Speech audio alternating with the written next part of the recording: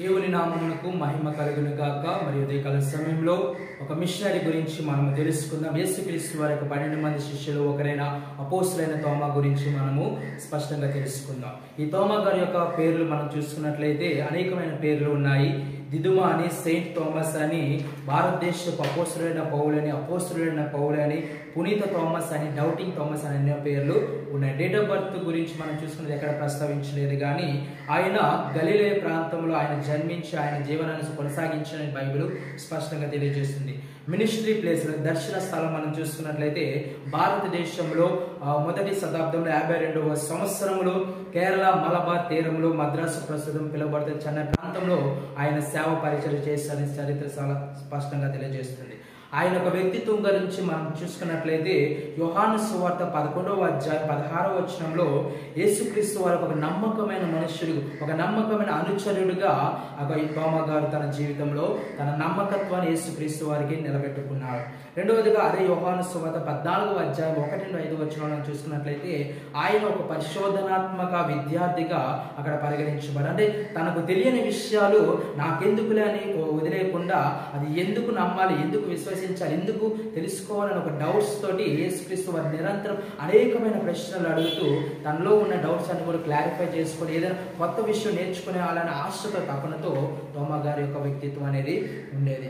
So ఆయన యేసుక్రీస్తు వారికి 3.5 సంవత్సరాల శిష్యుడిగా ఉన్నప్పటికీ కూడా ఆయన యేసుక్రీస్తు వారితో ఆయనకునే ఎన్కౌంటర్ మనం చూసుకున్నట్లయితే యేసుక్రీస్తు వారు చనిపోయి తిరిగి లేచిన తర్వాత శిష్యులందరూ నమ్ముతారు, కానీ తోమా గారు నమ్మరు.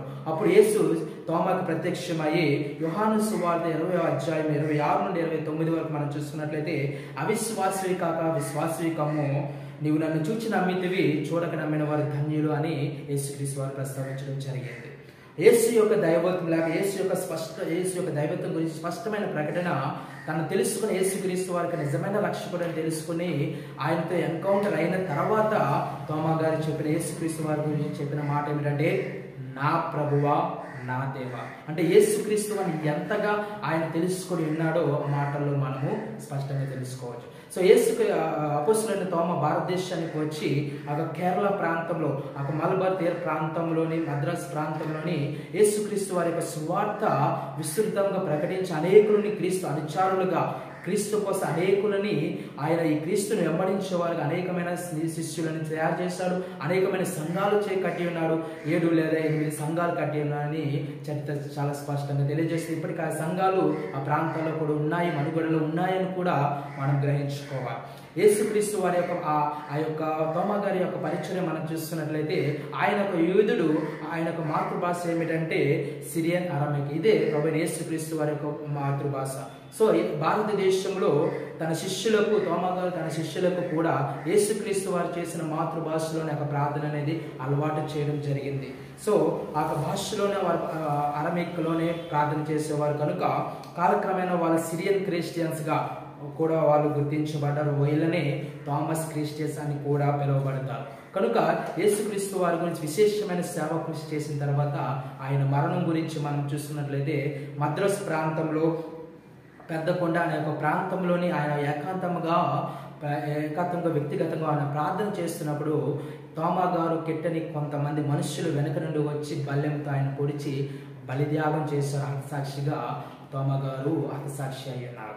సో ఆయన యొక్క సమాధి ఇప్పటికీ కూడా ఆ యొక్క సెయింట్ థామస్ మౌంట్గా శాంతం క్యాథడ్రల్లో అవశేషాలు ఖననం అనేది సమాధి అనేది చేయడం జరిగింది మలబార్ తీర ప్రాంతంలో, మైలాపూర్లో.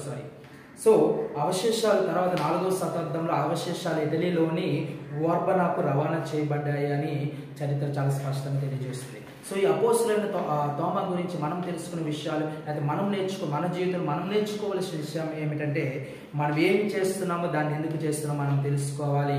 అదేవిధంగా మనం ఏమి నమ్ముతున్నామో ఎందుకు దానిని నమ్ముతున్నామో మనము తెలుసుకోవాలి. తోమా గారు అటువంటి పరిశోధనాత్మక ప్రతిదీ కూడా గుడ్డిగా నమ్మకుండా నేను ఎందుకు నమ్మాలి, ఎందుకు విశ్వసించాలని యేసుక్రీస్తు వారు అనేకమైన క్వశ్చన్స్తో, అనేకమైన డౌట్స్తో తన క్లారిఫై చేసుకొని ఆయన చివరిగా చెప్పిన మాట ఏంటంటే, నా ప్రభువా నా దేవా. సో ఈ యొక్క పరిచర్య ద్వారా, ఈ యొక్క మిషనరీ ద్వారా దేవుడు మనందరినీ దీవించి ఆశీర్వదించును గాక.